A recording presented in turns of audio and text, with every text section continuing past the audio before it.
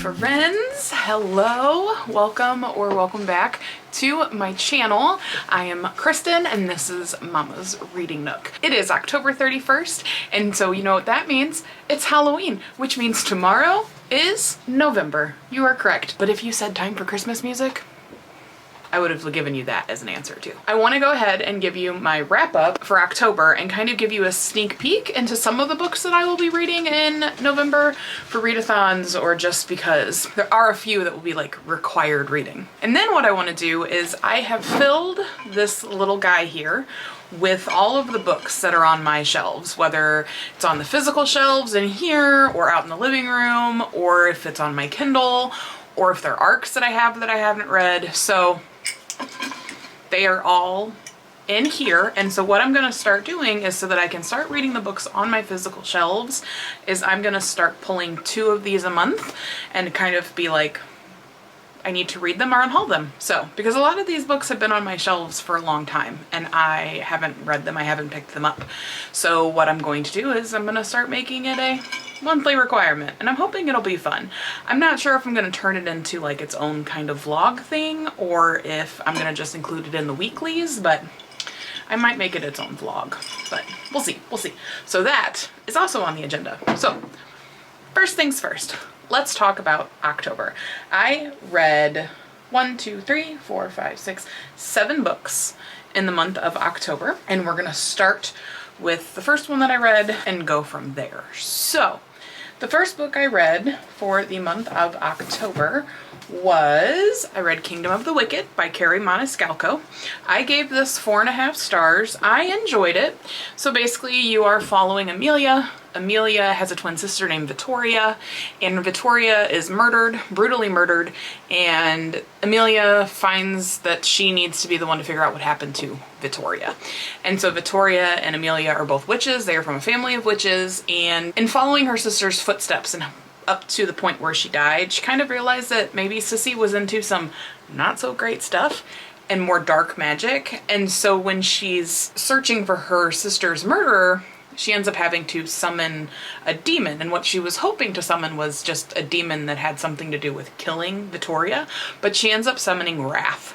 Yes, Wrath as in one of the 7 deadly sins, Wrath. And so Prince Wrath comes, and they end up forming this kind of alliance to try to help figure out what happened to Vittoria. So there's some twists, there's some turns, there's demons, there's vampires, there's all kinds of stuff in this book. So I gave it 4.5 stars. It was really good.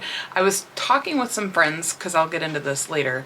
I've read like Stalking Jack the Ripper by Kerri Maniscalco, and I liked it. I really enjoyed it.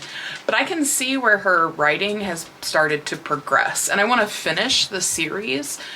The Stalking Jack the Ripper series. I haven't finished it yet, but it's interesting to watch a writer go from that being like her first published works into this, and where it's more articulate, a little bit more beautifully written. You know, yes, I will be reading more Kerri Maniscalco. In fact, this was the month of Kerri Maniscalco, just so you know. So I will also say that this is adult, it is not YA. I'm just going to say the whole series is. You may find this in the YA section, but this one is like the only YA one. So I don't know why it's in the YA section. The other 2 are not YA. Speaking of which, the next book I read was, of course, Kingdom of the Cursed, which is book 2. So basically you are continuing the story of Amelia and Wrath and their relationship together and how they're doing and what's happening and the twists and the turns and the curses and all the things. 4.5 stars. I really enjoyed it. I did make the mistake of going straight from Kingdom of the Wicked into this one when I have learned that maybe I need to not do that. I need to separate my series a little bit because I have this tendency to get really annoyed by the FMC. So, but I enjoyed it. 4.5 stars. And then I took a break. I don't have the book with me anymore because I got it from the library, but then I read Bonesmith. I gave Bonesmith 5 stars. So Bonesmith is written by Nikki Pau Pareto, and it is a duology, and it was fantastic. The world building, the magic, it's not even really magic. The political aspect of it, the world building, all of it, the twists, the turns, it was just really, really great. For this book, you are following Rin. Rin is considered a bonesmith. And in this world, everybody kind of has like their own little like power or what they're good at. And with Rin, she's a bonesmith. She comes from a family of bonesmiths, and her job basically is to sever the ghost from its earthly remains. So there might be something in this world that is keeping it tied down. And so someone else is responsible for finding the one bone that is keeping them here, and then it is her job to sever it. And so she is in the middle of doing schooling, she is working towards becoming what she wants to be, and she is backstabbed and betrayed, and things go very, very wrong for Rin, and she's banished to the border wall. And so while she's there, a prince comes, the Golden Prince comes, and the Golden Prince gets kidnapped. And so she decides to make it her life's mission, in order to gain favor with her family and get back where she was and become the Valkyrie she wants to be, that she is going to save the prince. Well, she has to team up, unfortunately, with an ironsmith who is not... The ironsmiths and the bonesmiths do not get along. Bonesmiths are of the belief that ironsmiths ruined everything, and so there's just all this like drama and this political stuff going on in this world that we're building. But Rin has to work with Julian, who actually ends up being one of the would-be kidnappers for Leo, or the prince. And so you're on this journey with Rin and Julian, and it's really great, and it's really funny, and she's really snarky, and he's really great. It was a great story, and the ending was not something I expected, so it was a nice little twist. So yes, I have already gone and picked up Ghost Smith. It is sitting on my desk. I am planning on reading it in November. I just don't know exactly when. But yes, I highly recommend this book. I recommend the series, especially if you like fantasy, for sure. So then the next book I read was Kingdom of the Feared by Kerri Maniscalco. This is the third book in the Kingdom of the Wicked series. This is where it all wraps up. This is where Wrath and Amelia's story wraps up, and it's great. This was probably my favorite of the entire series because it did definitely wrap up well. It did tie off every little thing with a bow for the most part, but that's when Kerri Maniscalco's other books come in.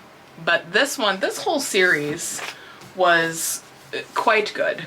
And normally what you see is the first book is generally pretty good, the second book is meh, and then the third book is really good. This didn't have that. Like, I genuinely enjoyed all three of these books, and I do highly recommend this series, and I highly recommend the Barnes & Noble editions because they are stunning. They are stunners. They're stunners. They're stunning. And they're sprayed edges. I mean, yes, and look at me, I finished a series. That needs to be written down as an accomplishment because I don't know the last time I did that. So 5 stars for Kingdom of the Feared. So that gives you Kingdom of the Wicked, that series, out of the way by Kerri Maniscalco. So then I turned around and I dove right on in to Throne of the Fallen by Kerri Maniscalco. This is considered a standalone, but I highly recommend, highly recommend reading these 3 first because there is so much overlap between this series and this book. I feel like it is extremely important to read those with this one. So this one is a start of her new series that are considered standalones. This one, you're following Envy, who is one of the princes of hell, and he is trying to fight to restore his kingdom, and he comes upon an artist. Her name is Camilla, even though he's part of this game and technically he was supposed to find her. You don't know why he was supposed to find her because she's, for all intents and purposes, she's just human. She's just an artist, but she's clearly hiding some secrets of who she is and what she's actually capable of. And so you're following their story as he is trying to save his house, his part of the kingdom, and his court. And you're watching Envy, and you meet Envy in the Kingdom of the Wicked series. So that's another important thing. So you're following him, you're following Camilla as they navigate the underworld and everything that it has to come with it. And it's a great story. It's really great. It's also very spicy. It's very spicy. So again, adult. So yeah, I really enjoyed this book. I gave it 5 stars. Like I said, Kerri Maniscalco and her writing is just getting better as we go. Throne of Secrets just released Tuesday, I think, and I want to pick it up, but at the same time I want the paperback copy of this book because it is pink and has sprayed edges, and I'm sure Barnes & Noble will do something similar with Throne of Secrets for their paperback copy, so I'm kind of waiting. But I will probably read Throne of Secrets at some point if I can get it from like the library or something, because I really do want to read it. And that one's gonna be good, I think. I hope. This one was delight. This one was fun. Envy has my heart. Wrath has my heart. So they're gonna fight over that until the next prince comes along, I guess. 5 stars, friends. So then we move into kind of my creepy. It was this past week and I was like, you know what? It's Halloween week. I want to read some scary books. And so I did.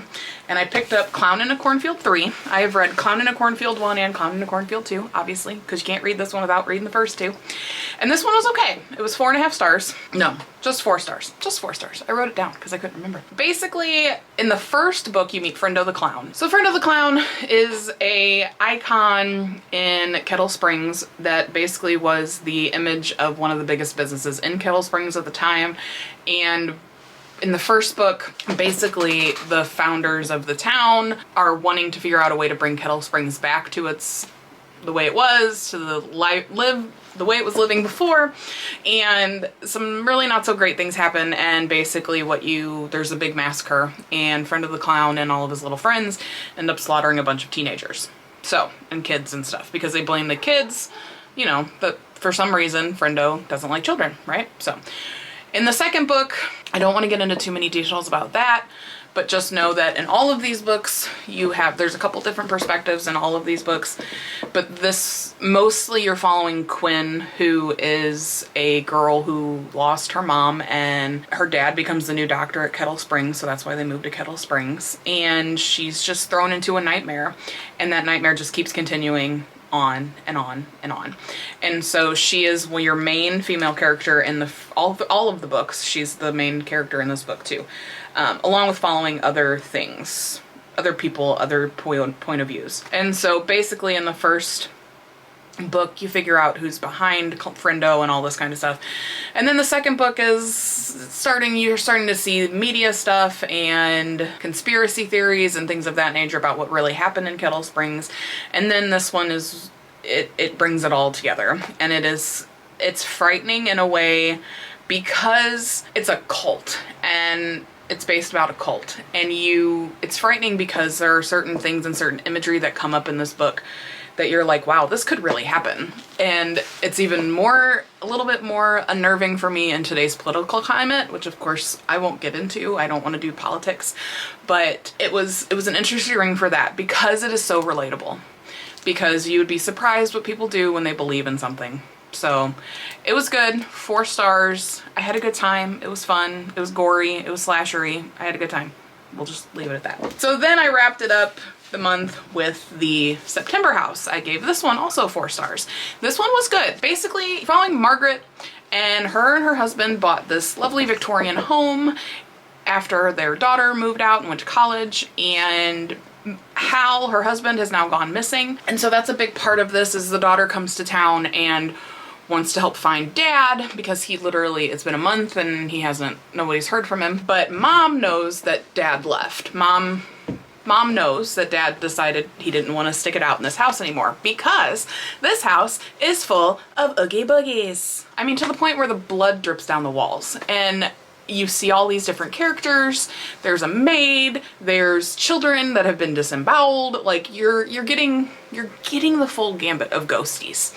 And it really ramps up in the month of September. That's why this is called the September House, because 1, it's the month of September when you're reading it, and 2, it is because it all ramps up in the month of September, and things get more gory, things get more harsh, things get more mean, the entities are worse, and there is something in the basement. I'll leave it at that. And that something in the basement is kind of ruling the roost for everybody else. A reason I really liked this book is because she had an opportunity, and I'm gonna go ahead and I'm gonna put spoilers down here. So if you are reading this or you want to read this, don't listen to the next part because I'm gonna spoil it for you. And I'm gonna do that now.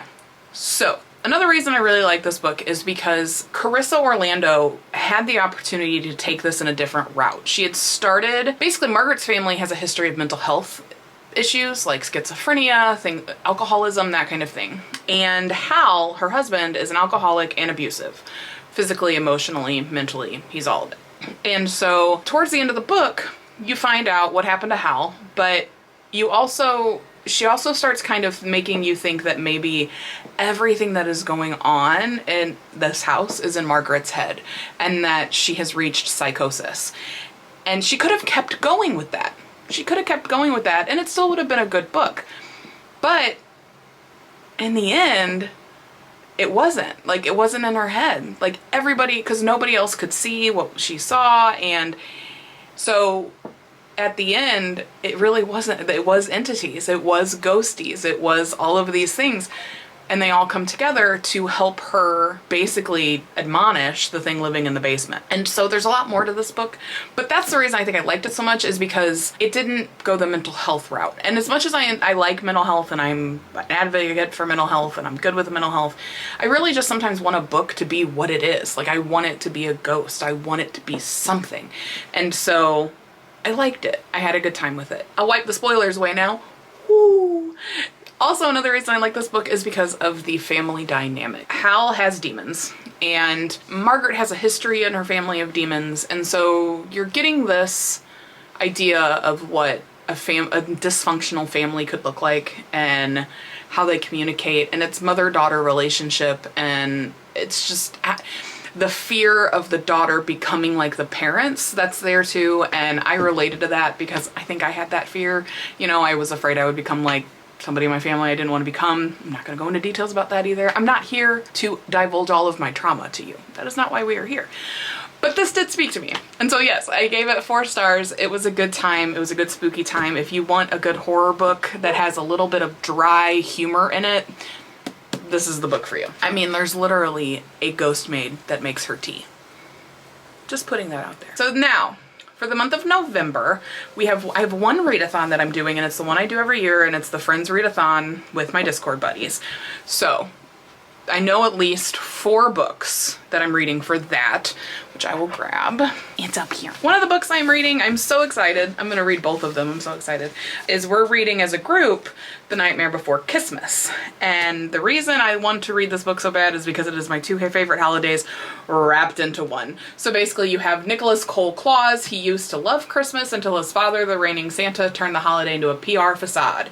Cole will do anything to escape the spectacle, including getting tangled in a drunken, supremely hot makeout session with a beautiful man behind a seedy bar one night. But the heir to Christmas is soon commanded to do his duty. He will marry his best friend Iris, the Easter princess, and his brother's not-so-secret crush, a situation that has disaster written all over it. Things go from bad to worse when a rival arrives to challenge Cole for the princess's hand, and Cole comes face to face with his mysterious behind-the-bar hottie, Hex, the Prince of Halloween.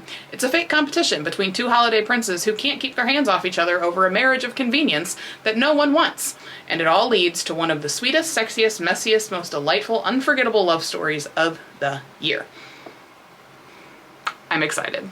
I'm so excited. We're gonna read this one as a group, and the funny thing is that Ashley Herring Blake blurbed this, and she said a joyful holly-covered romantic romp, and I love Ashley Herring Blake. She wrote the Delilah Green Doesn't Care and all those books, which is also funny because I'm also going to be reading Make the Season Bright by Ashley Herring Blake. I'm so excited for this. This one is 2 exes find themselves stuck at the same house for Christmas in this holiday romance by Ashley Herring Blake, USA Today's best-selling author of Iris Kelly Doesn't Date. It's been 5 years since Charlotte Donovan was ditched at the altar by her ex-fiancé, and she's doing just fine. Sure, her mother never checks in, but she has her string ensemble, the Roseland Quartet, and her life in New York is a dream come true. As the holidays draw near, her ensemble mate Sloane persuades Charlotte and the rest of the quartet to spend Christmas with her family in Colorado. It is much cozier and quieter than Manhattan, and it would guarantee more practice time for the quartet's upcoming tour. But when Charlotte arrives, she discovers that Sloane's sister, Adele, also brought a friend home, and that friend is none other than her ex, Brighton. All Brighton Fairbrook wanted was to have the holliest, jolliest Christmas, and try to forget that her band kicked her out. But instead, she's stuck pretending that she and her ex are strangers, which proves to be difficult when Sloane and Adele's mom signs them all up for a series of Christmas dating events. Charlotte and Brighton are soon entrenched in horseback riding and cookie decorating, but Charlotte still won't talk to her. After a few days, however, things start to slip through. Memories, music, the way they used to play together, Brighton on guitar, Charlotte on her violin, and it all feels painfully familiar. But it's the past, and nothing can melt the ice in their hearts, right? So I'm very excited because I really, really love the way that Ashley Herring Blake writes. I love her writing style. It's very funny, it's very cute, and this is just going to be all the things. Cookies, snowballs, horseback riding, bring it on. I'm so excited. I'm so excited. This is gonna be great. So then for that readathon, I am also reading The Crimson Crown by Heather Walter. This was on my fall TBR, so hey, I'm doing it. I'm doing the thing. It'll be read by the end of fall. So basically this book is about the evil queen from the Snow White fairy tales. It's her origin story, so to say. And so I'm very excited to read it. It's also very pretty. And I really like origin story fairy tales. Like I really enjoyed reading Queen of Hearts, or whichever one that was, or Heartless. And that was the story of the Queen of Hearts from Alice in Wonderland and how she became who she was. So I'm excited to get into this. The back says, before the apple was poisoned, before the mirror was cursed, a witch became a queen, and a queen became a villain. Her story has been shrouded in shadow, but now she will rise. So I'm very, very excited. This is gonna be good. This is gonna be good. So then finally for that readathon, I finally be reading Lore Olympus, Volume 1 by Rachel Smith. So this is Hades and Persephone. This is a big thing. Lots of people know about it. I'm really excited to dive in. It's really, really beautiful, and I am here for it. I'm here for the beauty. I'm here for the vibes. Bring it on. So then, of course, I said earlier I was going to try to read Ghostsmith, which is the second in the Bonesmith duology. I want to try to read Sorceress Comes to Call by T. Kingfisher. And then I also have The Most Wonderful Crime of the Year, which is supposed to be like Christmas meets Knives Out, so I'm in, but we'll see. Those are not like hard reading in the month of November things. Oh, one more that I know that I'm gonna read in November, and that is Quicksilver by Callie Hart. Look at that. It is on Kindle Unlimited, and I don't know much about this book, other than it is beautiful and it is kind of smutty and it is fae and fantasy and all the things. So I'm very excited. We're gonna dive into that probably soon, because this isn't for the readathon, and the readathon doesn't start for a week. So this might be my next read. This is on my iPad. This is not my Kindle. I do have a big Kindle though. Alright friends, so now, sorry, my battery died. I had to replace the battery so that I could keep talking to you guys. So now what we're gonna do is get situated here, and we are going to pull 2 books from my little jar here. There's no rhyme or reason for them. The colors don't mean anything. I'm just gonna pull 2, but I am allowing myself some grace in this situation. But I will for sure make sure I read it. Let me dig around in here. Please don't be a big guy. Please don't be a big guy. Please don't be a big guy. Half-Blood. Okay. I can get behind that. That is right here. Okay. Half-Blood by Jennifer Armentrout. So this book is about 17-year-old Alex and her mother have spent years on the run from the Covenant, a school where the pure descendants of gods hone their powers, and half-mortal teens like Alex train to kill daemons for them. But when her mom is murdered by daemons and she has nobody else to turn to, Alex finds herself back at the Covenant, where she has 2 options: become a servant for the pures or work twice as hard as everyone else to catch up in her training. The second option seems like an easy choice, but everything gets complicated when pureblood Aiden volunteers to be her personal trainer. Because not only is Aiden gorgeous, but he also understands Alex in a way she's never experienced before. Unfortunately, relationships between pures and half-bloods are strictly forbidden. But falling for Aiden isn't her biggest problem. As she learns the true reason her mother whisked her away from the Covenant and daemons close in on the school, she must fight to stay alive. Even if it's her fault, those around her are dropping dead. This is going to be a good one.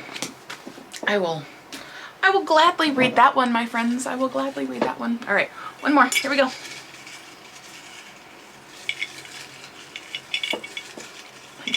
I grabbed like 3. Okay. What do we get? What do we get? The 13th Tale. Okay. So I've had this book off and on throughout the years. It's an older book. It was released in 2006. And I have had it, and then I didn't have it, and I don't really know, it got shifted around in the move, and I found it at a bookstore or a book fair where books were super cheap, and I grabbed it and I was like, well, you know, in case.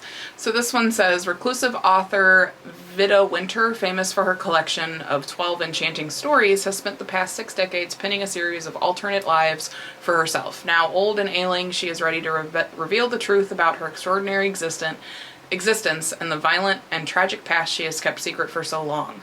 Calling on Margaret Lee, a young biographer troubled by her own painful history, Vida decenters the life she meant to bury for good. Margaret is mesmerized by the author's tale of gothic strangeness, featuring the beautiful and willful Isabel and feral twins Adeline and Emmeline, a ghost, a governess, a topiary garden, and a devastating fire. Together, Margaret and Vida confront the ghosts that have haunted them, while becoming finally transformed by the truth themselves. So I've heard great things, and it's been read by people, and it's got like a really high rating, but it's just fiction, and sometimes I fight with fiction. It's not like fantasy, but there's ghosts, so that tells me something. So we'll give it a shot. We'll give it a shot. I'll give it a shot. So we'll add that to the list. All right, my friends, there you have it. That is the wrap up for October and the setup to November. I'm hoping to get back into the regular weekly vlogs. We'll see. Times have been crazy, but I am a huge fan of the holiday season that is coming up, and I love Christmas and everything about it. And I'm so excited because it's going to be great. It's going to be great. That's the end of the video for you. So I hope you guys are living your absolute best life. You are loving yourself unconditionally, and you are reading some really, really, really great books. And I will catch you in the next video. Bye.